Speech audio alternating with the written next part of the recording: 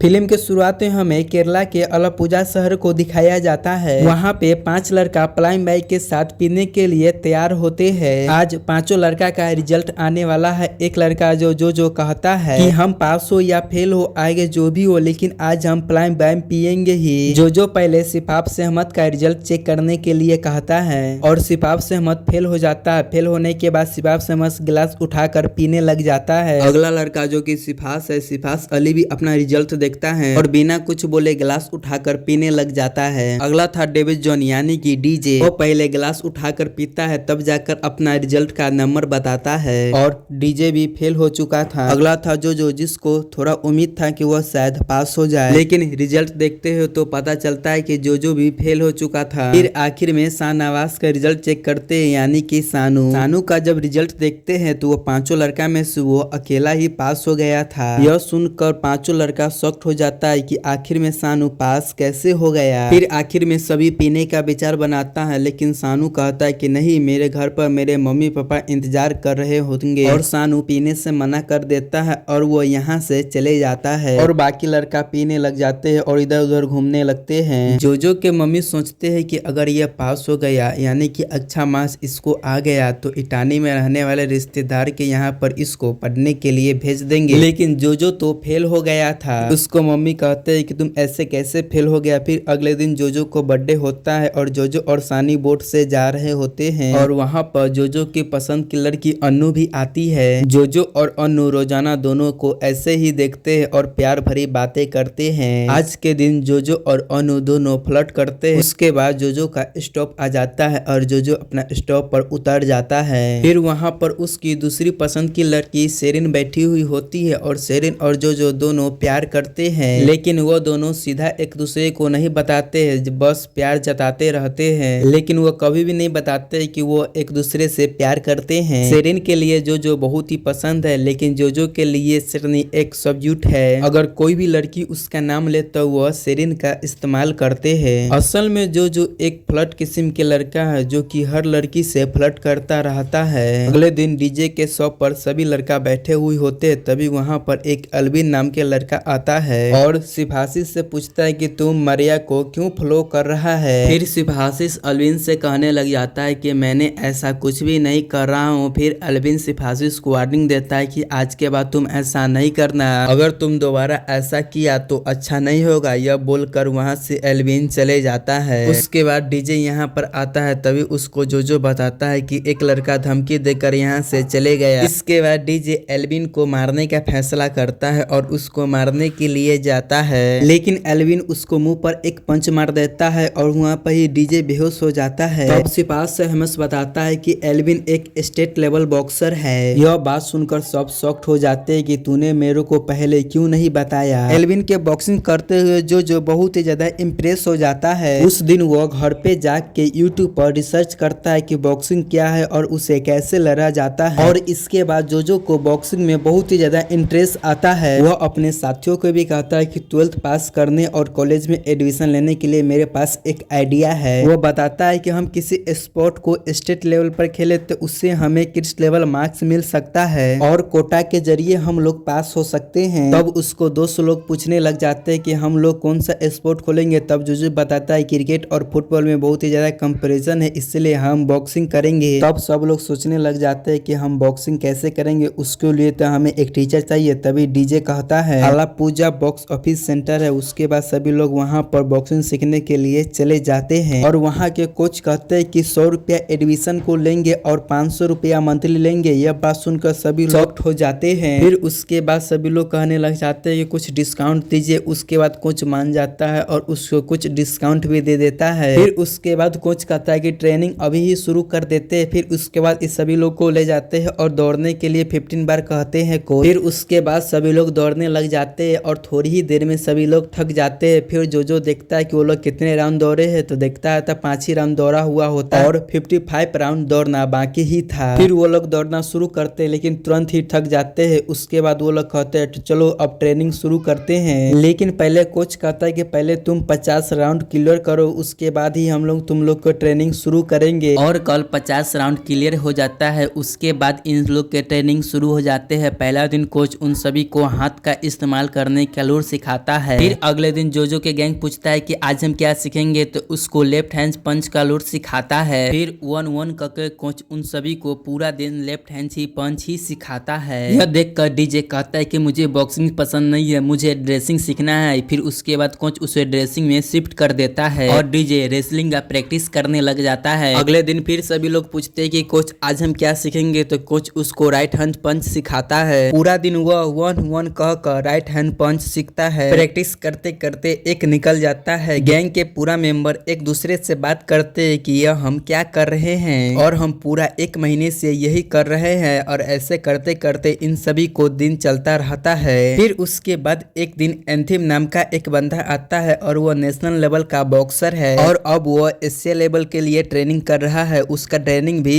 अवला पूजा gym centre से हुआ था। उसके बाद कोच उन सभी के सामने इसका परिचय कराता है और वह कहता है कि डिस्ट्रिक्ट लेवल के लिए मैच आ रहा है, इसीलिए आज से तुम्हें एंथनी ही तुम लोग को ट्रेनिंग देगा। एंथनी कैन को देखता है और नोटिस करता है कि कोई भी पॉप कॉस्ट्यूम में नहीं है और कोई भी शूज भी नहीं पहना हुआ है, और सिपाप सेमस को वो चप्पल में ही देख लेता है और उनको लगता है कि ये लोग कभी बॉक्सिंग नहीं देखा होगा। वो अंदर से एक बैग लाता है और बॉक्सिंग क्लब लाता है और जोजो को बॉक्सिंग करने के लिए क्लब देता है और उसको पंचिंग करने के लिए कहता है। फिर वो जोजो को पंच मारने के लिए कहता है, लेकिन थोड़ा सा ही हिलता है, इसीलिए कोच उसको जोर से मारने के लिए कहता है। फिर जोजो पूरा दम लगाकर मारता है और वह कैंची नीचे गिर जाता है। यह देखकर सारा मेंबर शॉक में पड़ जाता है और एंथिन को लगता है कि ये लड़का कुछ कर सकता है और वो आगे भी बढ़ सकता है। फिर कुछ दिन के बाद डिस्ट्रिक्ट लेवल एक मैच शुरू होता है और उसमें बॉक्सिंग भी होता है। फिर सबसे पहले डीजे का रेसलिंग मैच शुरू होता है। पहले तो सब कुछ सही चल रहा होता है, लेकिन लास्ट में डीजे हार जाता है। इतना ही नहीं, अपोजिट डीजे के मुंह पर पैर रखकर फोटो भी खिंचवाता है, जिससे देखकर सारा मेंबर को बहुत ही ज्यादा गुस्सा आता है। फिर डीजे हार कर वापस आता है। फिर उसके बाद जो एक लड़की को देखता है जिसका नाम नताशा होता है और वो भी एक बॉक्सर होती है। फिर जो उस लड़की से बात करने लगता है और उसके साथ भी फ्लर्ट करने लग जाता है। फिर उसके बाद उसका मैच देखने के लिए उसका पसंद के लड़की सेरिन आता है। फिर थोड़ी देर के बाद अनु भी आ जाती है, क्योंकि उसे भी जोजो ने इनवाइट किया था मैच देखने के लिए। अगला मैच जोजो और सिफाबस में होता है, लेकिन वो दोनों दोस्त ही होते हैं। लेकिन जोजो सिफास को मैच में जोर से मारता है और उसे हरा देता है। बाद में वो उसका हेल्प भी करता है। फिर अगला मैच में नताशा और एक दूसरी लड़की की होती है। नताशा एक अच्छा बॉक्सर है और वो अच्छी से खेलती है और वो दूसरी लड़की को बुरी तरह से हरा देती है। फिर अगला मैच सिफास सेरिस को होता है और यह मैच यह जीत जाता है। फिर उसके बाद अगला मैच दीपक नाम के एक लड़का से होता है और दीपक एक ही पंच में उसको हरा देता है। इसी तरह से डिस्ट्रिक्ट मैच अच्छा तरह से हो जाता है और जीतने वाला के फोटो पेपर में भी छपा जाता है। जोजो के जीतने के बाद अन्नू उससे पार्टी भी मांगती है। फिर अगले दिन जोजो डीजे के घर पर एक पार्टी भी रखता है। फिर उस पार्टी में अन्नू अपने दोस्त के साथ आती है और ड्रिंक करती है और गाना बजाती है और सभी लोग मिलकर डांस भी करते हैं। फिर उसको बाद जो अन्नू के ऊपर कमरे में ले जाता है रूम दिखाने के बहाने और रूम को लॉक करता है। तभी अन्नू कहती है तुम मुझे ऊपर किस करने के लिए लाया है ना। फिर अन्नू कहती है कि तुम मुझे कौन सा किस करने वाला है, फ्रेंडशिप की कोई और। यह सुनकर जो बहुत ही ज्यादा घबरा जाता है और कहता है कि मैं यह किस नहीं कर सकता हूँ, चलो नीचे जाओ अन्नू। थोड़ी देर के बाद अन्नू नीचे चले जाती है। फिर जो उसको छोड़ने के लिए जाता है। फिर उसके बाद जो के मोबाइल पर अन्नू मैसेज करती है और कहती है कि मुझे एक ऐसा बॉयफ्रेंड चाहिए जो कि अच्छे से किस कर सके और तुम्हें तो किस भी करने नहीं आता है। जो को किस ना करने के वजह से अन्नू उससे ब्रेकअप कर लेती है। फिर जो सेरिन को कॉल करके पूछता है कि तुमको बॉयफ्रेंड में क्या क्या जरूरी होना चाहिए। फिर सेरिन मजाक में कहता है कि मुझे अभी के लिए एक ऐसा बॉयफ्रेंड चाहिए जो कि मेरे लिए अप्पा बना सके।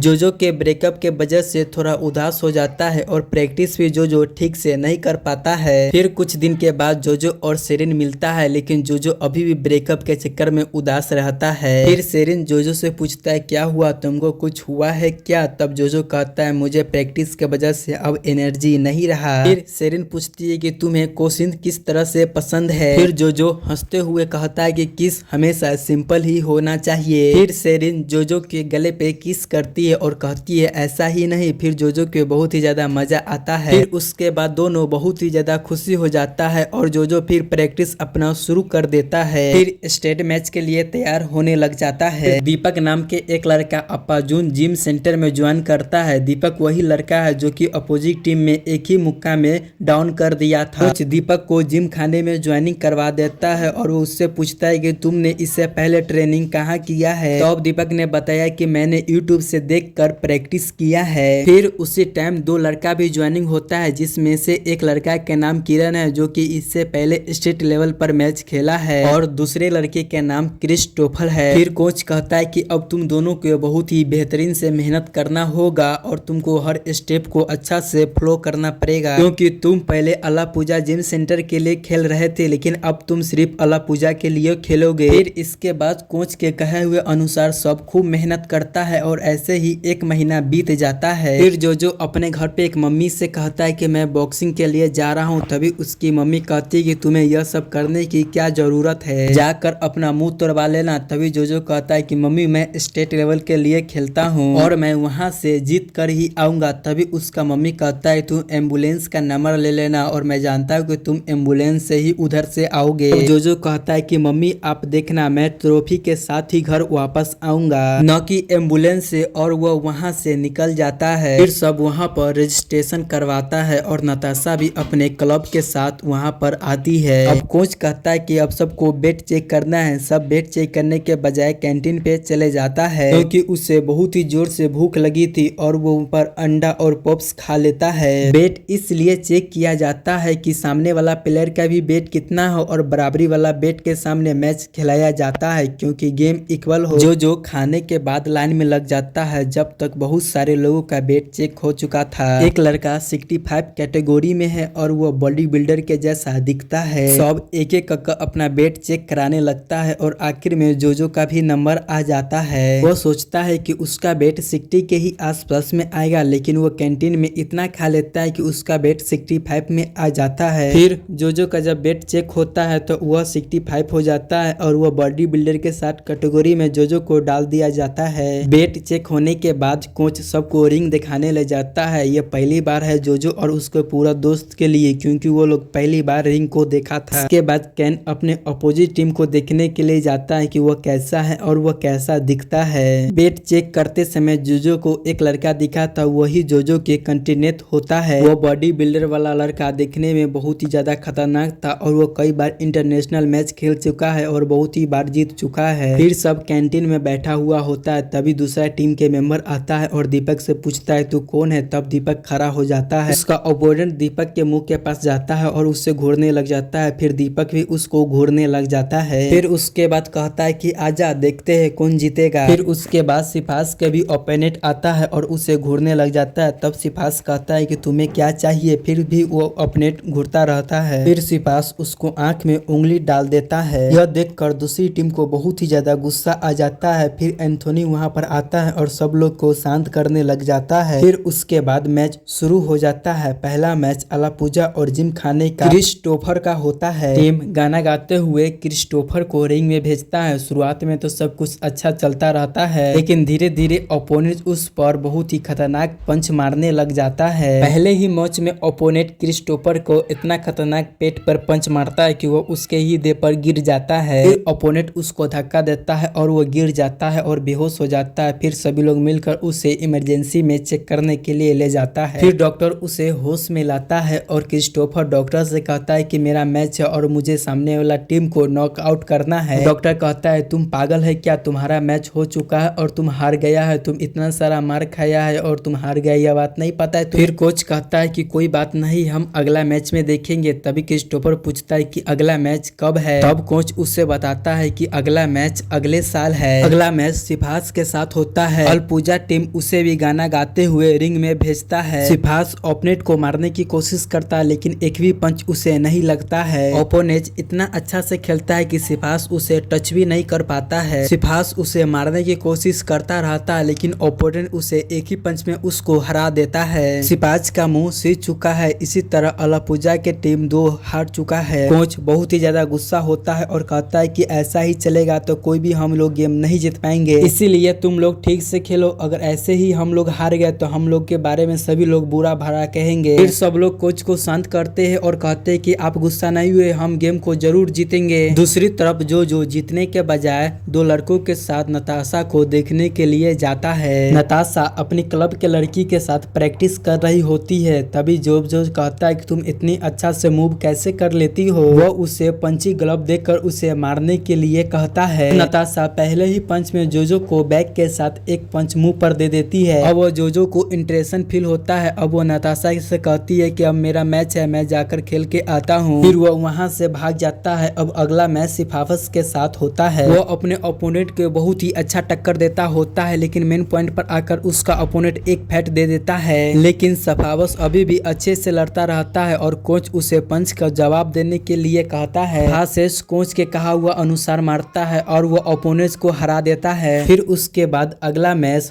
जोजब और एक बॉडी बिल्डर दिखने वाला लड़का के बीच में होता है। पहला ही मैच में जोजब को एक गजब का पंच मारता है और उसका दिमाग जोर से हिलने लग जाता है। फिर उसके बाद कॉर्नर पूछता है कि क्या जोजो तुम ठीक हो और अगला मैच के लिए तैयार हो। तब जोजो बड़ी मुश्किल से हाँ कह देता है। फिर वो दूसरी मैचों में बॉडी बिल्डर के पंचों से बचने की पूरी कोशिश करने लग जाता है, लेकिन तब पर भी बॉडी बिल्डर एक जोर से पंच मार जोजो नीचे गिर जाता है। फिर कॉर्नर उससे पूछता है कि तुम अगला मैच खेलने के लिए तैयार हो, लेकिन इस बार जोजो शर्त तक भी नहीं हिला पाता है और वो अब इशारा करता है कि अब वो नहीं खेल सकता है और इसके बाद उसका अपोजिंग टीम जीत जाता है। फिर जोजो बाहर आता है। सिफास सली के अलावा सभी लोग हार जाते हैं। फिर सभी लोग फैसला करने लग जाते हैं कि अब यहाँ रुक के कोई भी फायदा नहीं, चलो सभी लोग घर चलो। तभी अनाउंस होता है कि अगला मैच नताशा के है। तभी सभी लोग कहते हैं कि यह मैच देखकर हम लोग चलते हैं। फिर उसके बाद नताशा के मैच चालू हो जाता है। वो पोच तरीके से और डांस करते करते गेम को खेलती है, लेकिन नताशा को एक भी पंच नहीं लगता है। ओपोनेंट पूरा कोशिश करता रहता है नताशा को मारने के लिए, लेकिन नताशा हर पंच बचते रहती है। जो इसका गेम देखकर बहुत ही ज्यादा इंटरेस्ट लेता रहता है। पहला गेम खत्म होने के बाद जो नताशा के पास जाता है और कहता है कि तुम्हारा हर मूव शानदार है और तुम भी बहुत ही ज्यादा सुंदर हो। यह बात सुनकर नताशा बहुत ही ज्यादा खुश हो जाती है। अब तक तो वह डिफेंड कर रहे थे, लेकिन अब वो हर पंच को उसको मारने की कोशिश करती है। फिर ओपोनेंट जब झुकती है तो नताशा एक पंच उसको मुंह पर मार देती है। फिर उसके बाद नताशा अपना ओपोनेंट को नॉक आउट कर देती है और वह मैच को जीत जाती है। यह देखकर जो बहुत ही ज्यादा खुश होता है और वो उछलने लगता है। वो ऐसा करता रहता है कि जैसे कि वही मैच को जीत गया है। इसके बाद नताशा के मैच पूरा खत्म हो जाता है। फिर अगला मैच किरण का होता है। फिर सभी लोग किरण को खोजने लग जाता है।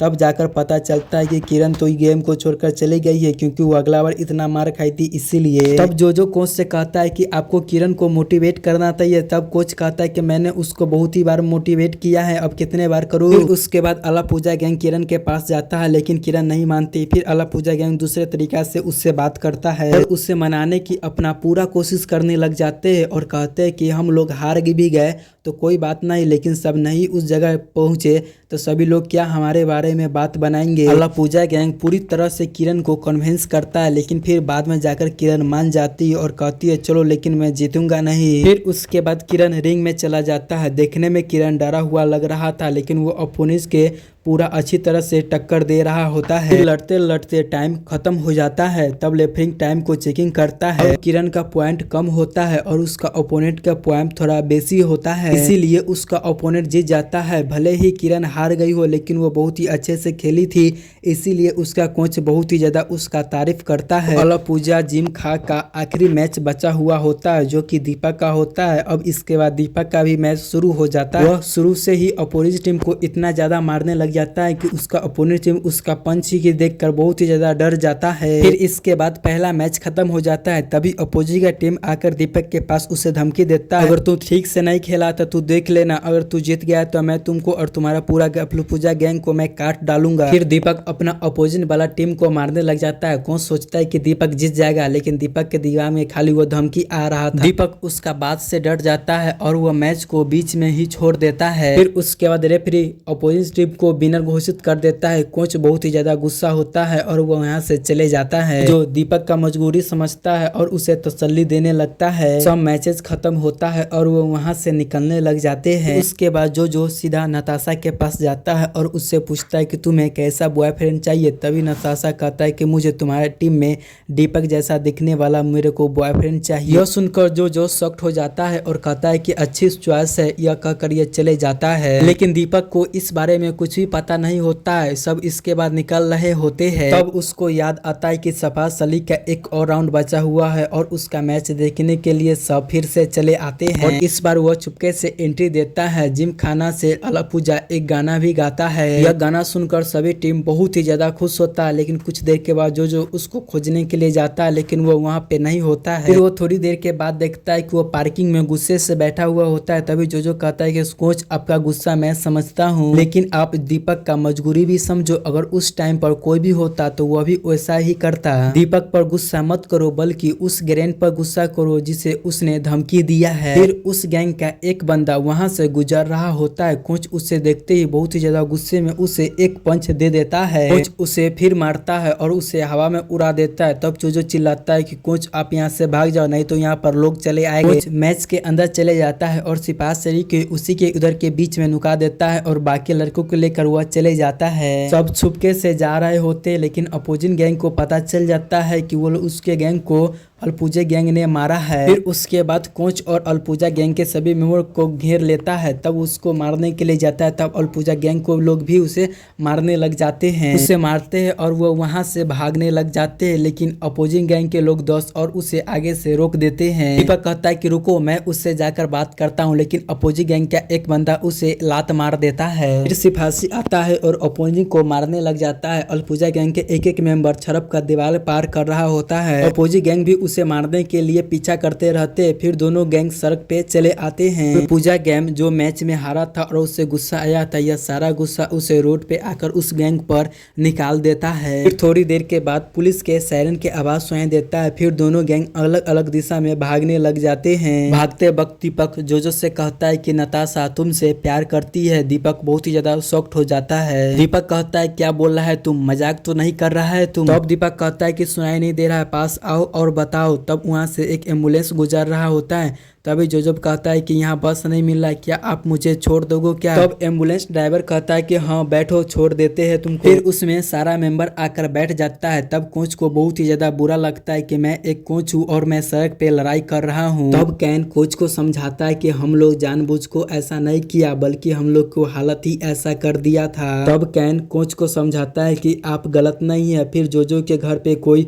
दरवाजा को खटखटाता है। फिर उसकी माँ उस दरवाजा को खोलती है और वो देखती के सामने कैन खड़ा है और वह सामने एम्बुलेंस भी है। तब जोजो को मम्मी को लगता है कि जोजो को कुछ हो गया है। तभी जोजो गाड़ी में से बाहर निकलता है और कहता है कि हम लोग बस के बदले एम्बुलेंस में लिफ्ट ले लिया है। फिर सब लोग कहते हैं कि उन्हें बहुत ही जोर से भूख लगी है। फिर जोजो के मम्मी सभी को बैठाकर उन्हें खाना खिलाते हैं। तब जोजो के मम्मी कहती है कि मैंने कहा था ना तुम्हें कि तुम वहां पर जाकर मार नहीं खाना, देखो तुम्हें क्या हो गया है, और तो तुम पढ़ाई में भी पास नहीं किए हो। फिर जोजो अपने मम्मी के यह बात सुनकर बहुत ही ज्यादा उदास हो जाता है। तभी कैन के लड़का कहता है कि आंटी आपको जोजो के बारे में कुछ भी नहीं पता है। यही हम गेम को हार गए, लेकिन इसी के वजह से हम लोग बहुत ही आगे बढ़ गए हैं। यही हम लोग को बहुत ही ज्यादा मोटिवेट करता था। फिर उसके बारे में कोच भी उसका बहुत ही बड़ाई करता है। यह बात सुनकर जोजब बहुत ही ज्यादा गर्व हो जाता है। तभी जोजब अपने मम्मी से कहता है, मम्मी आपने कहा ना मैं आगे जाकर क्या करूंगा, मैं अगले साल टूर्नामेंट में से वर्ल्ड कप लेकर आऊंगा। फिर जोजब कहता है कि मैं अलपूजा जिम खान का मैनेजर हूँ, चलो अब हम लोग ट्रेनिंग को शुरू करते हैं। फिर इसी के साथ यह मूवी यहाँ पर खत्म हो जाती है। दोस्तों आपको यह मूवी कैसा लगा कमेंट करें।